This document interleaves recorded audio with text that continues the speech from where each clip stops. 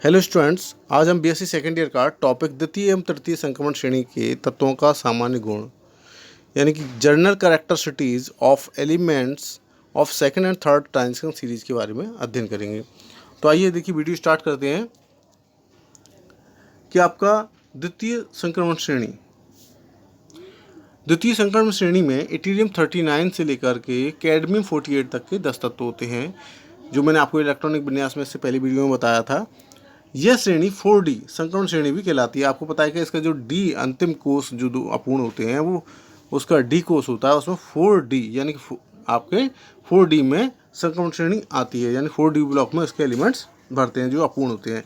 इन तत्वों के परमाणुओं का सामान्य इलेक्ट्रॉनिक विन्यास, इन तत्वों के सामान्य जो इलेक्ट्रॉनिक विन्यास है वो आपके 4D 1 to 10 और 5 0 से 2, यानी कि D में आपके 1 से 10 इलेक्ट्रॉन होंगे और 5S में आपके 0 से आपके 2 इलेक्ट्रॉन होंगे। तो यानी 4D में 1 से 10 और 5S में 0 से 2 इलेक्ट्रॉन होंगे। अब देखिए आगे कि द्वितीय संक्रमण श्रेणी के तत्वों के समान गुण D समुदाय तत्वों के सामान्य गुण हैं। 3D तत्वों के कुछ गुण यह आपके कुछ मुख्य गुणों में 4D तत्वों की तुलना में निम्नलिखित बिंदुओं के आधार पर की जाती है। आपको पता है कि जो आप 3D सीरीज यानी कि फर्स्ट सीरीज पढ़ रहे थे उसी के लगभग सिमिलरिटी ही इसके गुण होते हैं। तो देखिए, इसका नंबर 1 रेटिंग दे रखी है आपके आयनिक त्रिज्या। तो आयनिक त्रिज्या आपको मैंने बताया था आयनिक रेडियस। तो देखिए, परमाणु त्रिज्या की तुलना में आपके संगत धनायन की त्रिज्या सदैव कम होती है, परंतु परमाणु क्रमांक की वृद्धि के साथ आयनिक त्रिज्या के मान में परिवर्तन परमाणु त्रिज्या के अनुरूप होता है।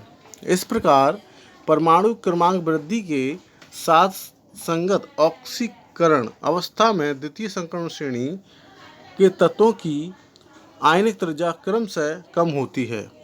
यह परिवर्तन प्रथम श्रेणी के तत्वों के समान होता है। तो देखिए, आयनिक त्रिज्या का जो प्रोसेस होता है बिल्कुल आपके जो प्रथम संक्रमण सीरीज है, यानी कि आपके इससे पहले जो पढ़ रखा है बिल्कुल उसी के समान इसकी आयनिक त्रिज्या कंप्लीट होती है। नेक्स्ट टॉपिक है आपका ऑक्सीकरण अवस्था। तो द्वितीय संक्रमण श्रेणी के तत्व भी प्रथम संक्रमण श्रेणी के समान आपके परवर्ती ऑक्सीकरण अवस्था प्रदर्शित करते हैं या दर्शाते हैं। प्रथम संक्रमण श्रेणी के तत्वों की ऑक्सीकरण अवस्थाओं का द्वितीय संक्रमण श्रेणी की ऑक्सीकरण अवस्थाओं से तुलनात्मक अध्ययन निम्नलिखित दर्शाया गया है। तो देखिए, इसका नंबर 1 पॉइंट देखिए, इसका नंबर 1 पॉइंट है आपका कि द्वितीय संक्रमण श्रेणी के तत्व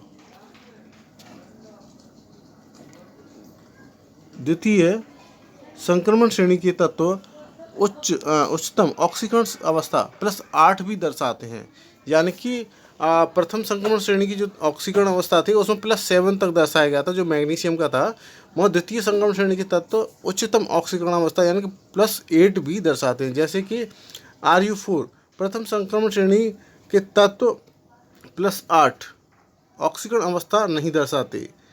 सेकंड, द्वितीय संक्रमण श्रेणी में कॉपर समूह का तत्व सिल्वर भी प्रथम श्रेणी के तत्वों के समान आपकी कंडीशन दर्शाता है। देखिए, कॉपर की भांति निम्नलिखित ऑक्सीकरण अवस्था +1 में स्थायी यौगिक बनाता है। कॉपर तथा सिल्वर के +1 ऑक्सीकरण अवस्था में स्थायी यौगिक निम्नलिखित है। तो देखिए, कॉपर का क्यूप्रस ऑक्साइड है, आपके कॉपर क्लोराइड है, कॉपर ब्रोमाइड है, कॉपर आयोडाइड है। ये कुछ एलिमेंट्स दे रखे हैं, तत्व एलिमेंट्स के कुछ कंपाउंड्स दे रखे हैं। देखिए, नेक्स्ट है इसका AgO सिल्वर ऑक्साइड है, सिल्वर क्लोराइड है, सिल्वर ब्रोमाइड है, सिल्वर आयोडाइड है। नेक्स्ट पॉइंट देखिए, इसका प्रथम संक्रमण श्रेणी के अधिकांश तत्व +2 ऑक्सीकरण अवस्था में स्थायी यौगिक बनाते हैं। द्वितीय संक्रमण श्रेणी के कम तत्व +2 ऑक्सीकरण अवस्था में स्थायी यौगिक बनाते हैं। नेक्स्ट पॉइंट देखिए कि प्रथम संक्रमण श्रेणी के तत्वों में आपके 3D 0, 3D 5 तथा 3D 10 इलेक्ट्रॉन विन्यास वाली ऑक्सीकरण अवस्था स्थायी पाई जाती थी।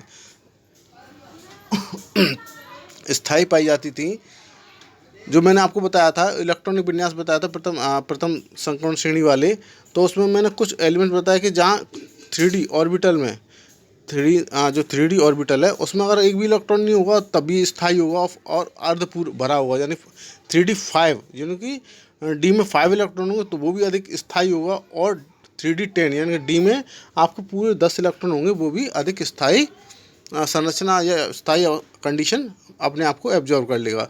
तो देखिए द्वितीय संक्रमण श्रेणी में यह संभावना नहीं पाई जाती, मगर जो आपके सेकंड श्रेणी है उसमें ये संभावना नहीं पाई जाती। जैसे मैग्नीशियम प्लस 2 आयन का इलेक्ट्रॉनिक विन्यास 3D 5 है, यह स्थायी यौगिक बनाता है। इसके मैंने आपको कुछ कंपाउंड्स बताए थे, कुछ बताए थे, कुछ संकुल कंपाउंड्स भी बताए थे, आपको पिछले वीडियोज़ में देख रखा होगा। तो द्वितीय संक्रमण श्रेणी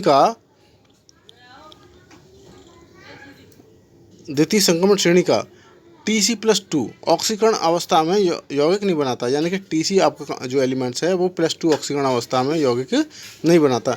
नेक्स्ट पॉइंट देखिए आपका कि द्वितीय संक्रमण श्रेणी के तत्वों में उच्च ऑक्सीकरण अवस्था अधिक स्थायी पाई जाती है। संगत प्रथम संक्रमण श्रेणी के तत्व निम्न ऑक्सीकरण अवस्था में स्थायी तथा उच्च ऑक्सीकरण अवस्था में अस्थायी पाए जाते हैं, यानी कि आपके अस्थायी टेम्परेरी पाए जाते हैं। उदाहरण के लिए द्वितीय संक्रमण श्रेणी के आपके एमओ मल्टीब्रेंडम और टीसी, ठीक है, मल्टीब्रेंडम और टीसी क्रम से एमएमओ यानी कि मल्टीब्रेंडम ऑक्साइड टीसी आपके टीसी ऑक्साइड स्थायी आयन बनाते हैं, जबकि प्रथम संक्रमण श्रेणी के संगत तत्व आपके क्रोमियम मैग्नीशियम आपके क्रोमियम ऑक्साइड मैग्नीशियम ऑक्साइड बनाते हैं जिनमें आपके ऋणात्मक आयन हैं। नेक्स्ट पॉइंट देखिए कि द्वितीय संक्रमण श्रेणी के तत्व उच्च ऑक्सीकरण अवस्था में अधिक विद्युत ऋणात्मक तत्व जैसे कि आपके फ्लोरिनॉक्सिन क्लोराइड के साथ स्थायी यौगिक बनाते हैं। इसके विपरीत प्रथम संक्रमण श्रेणी के संगत तत्व इस प्रकार के यौगिक नहीं बनाते हैं। नेक्स्ट पॉइंट देखिए इसका 7वां कि प्रथम संक्रमण श्रेणी के तत्व निम्न ऑक्सीकरण अवस्था में आयनिक यौगिक बनाते हैं, जबकि द्वितीय संक्रमण श्रेणी के तत्व उच्च ऑक्सीकरण अवस्था में अधिक सहसंयोजक लक्षण वाले यौगिक बनाते हैं। अब नेक्स्ट पॉइंट है आपका चुंबकीय गुण यानी कि मैग्नेटिक प्रॉपर्टीज। इसकी जो मैग्नेटिक प्रॉपर्टीज हैं वो किस तरीके से कंडीशन रखती हैं, तो देखिए कि प्रथम संक्रमण श्रेणी के तत्वों का प्रभाव चुंबकीय आघूर्ण का मान चक्रण चुंबकीय आघूर्ण तथा कक्षक चुंबकीय आघूर्ण द्वारा ज्ञात किया जा सकता है। तो इसका mu S plus L equal to under root में आपका दे रखा है कि देखिए mu S plus L equal to under root में एल ब्रैकेट में L plus 1 plus 4s S plus 1 बराबर आपका नेक्स्ट दे रखा है कि आपके अंडरवुड में एल ब्रैकेट में आपके एल प्लस 1 आपके प्लस एन फिर एन प्लस 2।